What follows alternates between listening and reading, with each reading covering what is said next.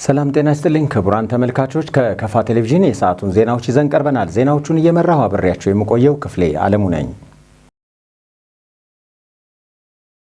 እንደ ሀገር እየተስተዋለ ያለውን የትምህርት ጥራት ችግር ለመፍታት በጥናትና ምርምር አስደግፎ መስራት ይገባል ተባለ። በደቡብ ምዕራብ ኢትዮጵያ መምህራን ማህበር የተዘጋጀው ሁለተኛው ክልላዊ የትምህርት ጥራት ኮንፈረንስ በቦንጋ ከተማ ተካሂዷል። በመድረኩ የተማሪዎችን ውጤት፣ ስነ ምግባርና የትምህርት ቤቶችን ደረጃ ማሻሻል እንዲሁም ውስጣዊ ብቃት ማሳደግ ተጠናክሮ መቀጠል በሚችልበት ሁኔታ ላይ ምክክር ተደርጓል። ቤተልሔም መምህሩ ተጨማሪ አላት። በአሁኑ ወቅት እጅግ አሳሳቢ የሆነውን የትምህርት ጥራት ችግር ለመቅረፍ ማህበሩ ባልተመቻቸ ሁኔታ ውስጥም ሆኖ ከሚመለከታቸው አካላት ጋር በመሆን ግዴታውን በመወጣት ላይ ይገኛል ያሉት የደቡብ ምዕራብ ኢትዮጵያ መምህራን ማህበር ፕሬዝዳንት አቶ አካሉ አለማየሁ በዚህ ጊዜ ውስጥ ማህበሩ የተለያዩ አመርቂ የሚባሉ ተግባራትን ያከናወነ ሲሆን በዛው ልክም የተለያዩ ፈተናዎችንም በማለፍ ጉዞውን ወደፊት ቀጥሎበታል ብለዋል። ሀገራዊ እና ክልላዊ ተልዕኮውን እውን እንዲሆን ያልተቋረጠ ጥረት ተፈጻሚ ማድረግ የውዴታ ግዴታ መሆኑን ለአፍታም ቢሆን መዘንጋት የለበትም። በአሁኑ ወቅት እጅግ አሳሳቢ የሆነውን የትምህርት ጥራት ችግር ለመቅረፍ ማህበሩ ባልተመቻቸ ሁኔታ ውስጥም ሆኖ ከሚመለከታቸው አካላት ጋር በመሆን ዕለታዊ ተግባሩ በማድረግ ግዴታውን በመወጣት ላይ ይገኛል።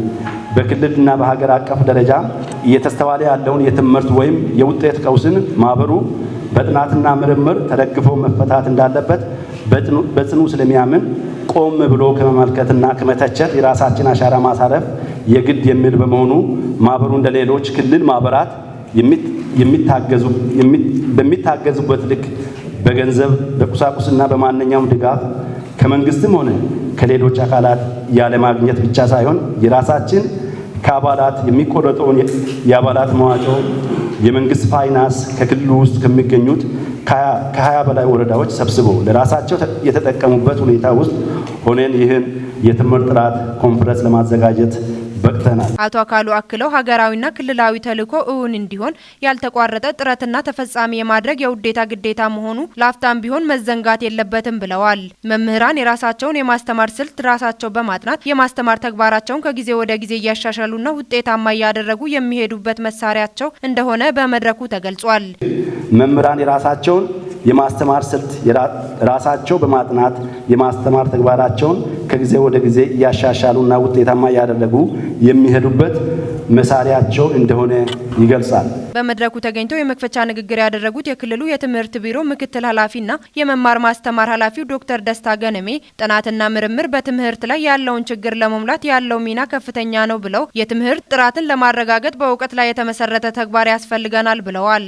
የተማሪዎችን ውጤትና ስነ ምግባር ለማሻሻል የመማር ማስተማር ውጤታማነት፣ የትምህርት ቤቶች ደረጃ ማሻሻል፣ የተማሪዎች ተሳትፎና የትምህርት ውስጣዊ ብቃት በጥናቶች በመመለስ ማስተካከል የሚፈልጉ ናቸው ብለዋል። ጥናትና ምርምር በትምህርት ስርዓቱ የሚታዩ ጉድለቶችን ለመሙላት ያለው ሚና ከፍተኛ ነው። የትምህርት ጥራት ለማረጋገጥ በእውቀት ላይ የተመሰረተ ተግባር ያስፈልገናል።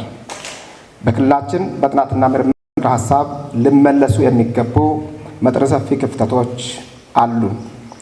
የተማሪዎች ውጤትና ስነ ምግባር ለማሻሻል የመማር ማስተማር ውጤታማነት፣ የትምህርት ቤቶች ደረጃ ማሻሻል፣ የተማሪዎች ተሳትፎና የትምህርት ውስጣዊ ብቃት ጠለቅ ባለ ጥናቶች መመለስና ማስተካከል የሚፈልጉ ናቸው። የተዘጋጀው የጥናትና ምርምር ጽሑፍ መምህሩ ወደ ራሱ በመውሰድ በመማር ማስተማሩ ተግባር ዘወትር ሊጠቀምበት ይገባልም ተብሏል። የተዘጋጀው የጥናትና ምርምር ጽሑፍ ቀርቦ በኮንፈረንሱ ተሳታፊዎች ጥያቄና ሀሳብ የተሰጠበት ሲሆን ከመድረኩም ምላሽና ማብራሪያ ተሰጥቶበታል። በመጨረሻም ለትምህርት ሴክተሩ አስተዋጽኦ ላደረጉ አካላት የእውቅናና የሽልማት ስነ ስርዓት ተካሂዷል።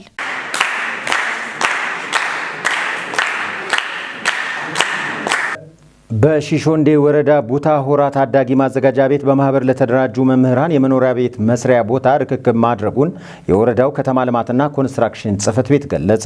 የዕድሉ ተጠቃሚዎች በሰጡት አስተያየት የተደረገው የቦታ ርክክብ በቀጣይ ጥራቱን የጠበቀ የመማር ማስተማር ስራን ለመስራት ጉልህ አስተዋጽኦ እንዳለው አመልክተዋል። ናትናኤል እንዳልካቸው ዝርዝሩን ያቀርበዋል።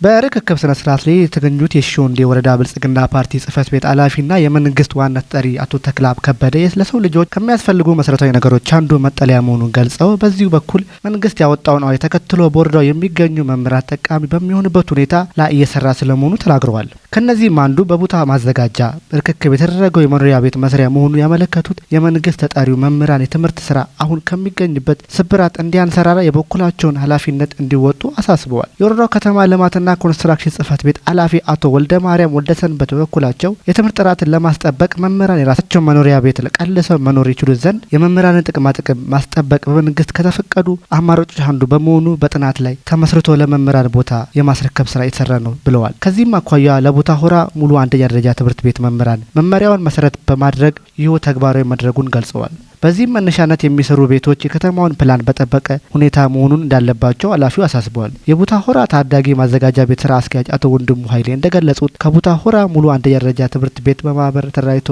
የመኖሪያ ቤት መስሪያ ቦታ እንዲሰጣቸው የጠየቁ 10 መምህራን 10% ቆጥበው ባቀረቡት ጥያቄ መሰረት የቦታ ርክክብ መደረጉን ጠቅሰዋል። ከድሉ ተጠቃሚ መምህራን መካከል ያነጋገርናቸው የቦታ ርክክብ በመደረጉ መደሰታቸውን ተናግረዋል። ይህም ቀጣይ ላይ ለሚከናወኑ ጥራቱን የጠበቀ የመማር ማስተማር ስራ መነቃቃትን የሚፈጥር ነው ብለዋል።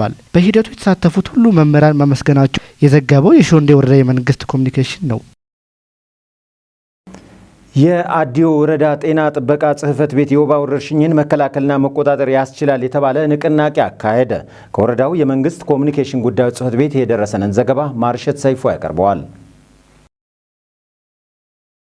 የአዲዮ ወረዳ ጤና ጥበቃ ጽህፈት ቤት ኃላፊ አቶ ሙልጌታ ገዛኝ እንዳሉት በወባማ አካባቢዎች የሚኖሩ የማህበረሰብ ክፍሎች ከዚህ አስከፊ በሽታ ራሳቸውንና ቤተሰቦቻቸውን እንዲጠብቁ አስፈላጊውን ድጋፍና ግንዛቤ ማስጨበጥ ያስፈልጋል ብለዋል። ኃላፊው በማስቀጠልም የመከላከያ ዘዴዎችን በውል በመረዳት እስከታች ቀበሌ በመውረድ የጸረ ወባ ዘመቻ ማድረግ የሚገባ መሆኑን አስገንዝቧል። መድረኩን በንግግር የከፈቱት የአዲዮ ወረዳ ምክትል ዋና አስተዳዳሪ አቶ ገረሞ ገብሬ በበኩላቸው የወባ በሽታ ከዚህ በፊት ከነበረው ሁኔታ አሁን ላይ ያለው የስርጭት መጠን ከፍተኛ መሆኑን ጠቁመው ይህም የማህበረሰቡን የመከላከል አቅም የሚያዳክምና ስብስም ለሞት የሚዳርግ መሆኑንም ተናግረዋል። ስለሆነም ህብረተሰቡ የጤና ባለሙያዎችን ምክር ተቀብለው በስራ ላይ እንዲያውልም ምክትል ዋና አስተዳዳሪው አሳስበዋል። አስተዳዳሪው በተጨማሪም ወባን ለመከላከል ሆነ ለማጥፋት መደረግ ያለባቸው የቅድመ መከላከያ ዘዴዎችን ማህበረሰቡ ተገንዝቦ የተቀመጡ ውሃዎችን በማፍሰስ የቆሸሹ አካባቢዎችን በማጽዳት እንዲሁም የእንስሳት ማደሪያዎችን በማጽዳትና ሌሎች ተያያዥ ጉዳዮችን በመተግበር የበኩሉን እንዲወጣ ጠይቋል። በተጨማሪም ከፍተኛ የወባ ወረርሽኝ ይከሰታሉ ተብሎ በሚታሰቡ ቀበሌዎች እንደ ከልሴ፣ ዱላ ገነት፣ በኪዮና ሌሎች መሰል አካባቢዎችን የወባ ስርጭት በመከላከል ረገድ ሁሉም ባለድርሻ የበኩሉን ሊወጣ ይገባል ብሏል። በመጨረሻም የወረዳ አስተዳዳሪ ውሃ አቆር ቦታዎችን በማፍሰስ የመከላከል ዘመቻ ንቅናቄውን ካካ ከተማ ላይ በይፋ አስጀምሯል።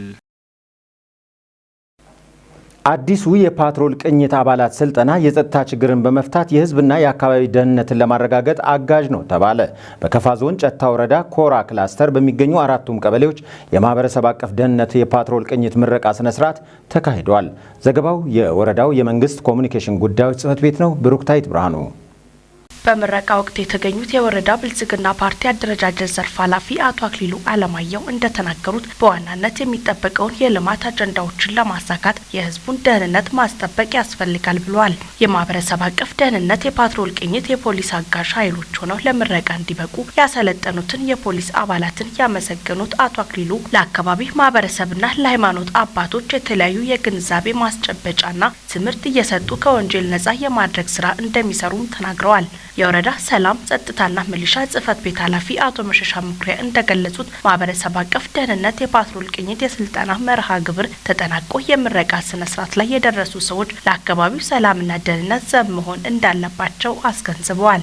ህዝቡን ከጸጥታ አካላት ጋር በመሆን የጸጥታ ችግር ሲገኝ ጥቆማ በማድረስ የአካባቢውን ሰላም ማስጠበቅ እንደሚገባ በማለት ሌሎች ቀበሌዎችም እንደዚህ አይነት ስራ በመስራት የአካባቢውን ሰላምና ጸጥታ ማረጋገጥ ያስፈልጋል ሲሉ የሰላምና ጸጥታ ሚሊሻ ጽህፈት ቤት ኃላፊው ገልጸዋል። በአዲሱ የፓትሮል ቅኝት አባላትን ስልጠና በመስጠት የጸጥታ ችግር ለመፍታት የሚያግዝ መሆኑንና የህዝብና የአካባቢውን ሰላምና ደህንነት ሊያረጋግጥ የሚችል መሆኑን አቶ መሸሻ ገልጸዋል። ማህበረሰብ አቀፍ ደህንነት የፓትሮል ቅኝት አባል ሆነው ተመልምለው ስልጠናውን በማጠናቀቅ በምረቃ ስነ ስርዓት ላይ በመድረሳቸው ደስታቸውን በመግለጽ የፖሊስ አጋዥ ኃይል ሆነው ለአካባቢው ደህንነትና ለህዝቡ ሰላም ዘብ ሆነው መቆም እንደሚችሉም ቃል ገብተዋል። ከውጪ የፈረንሳዩ መኪና አምራች ቡጋቲ ኩባንያ በሰዓት 445 ኪሎ ሜትር የምትጓዝ መኪና መረተ። አዲሷ ቅንጡ መኪና $4 ሚሊዮን የመሸጫ ዋጋ ወጥቶላታል። መኪናዋ 3 ኤሌክትሪክ ሞተር እና 1 የነዳጅ ሞተር እንዳላትም ተገልጿል። ተጨማሪ ያለን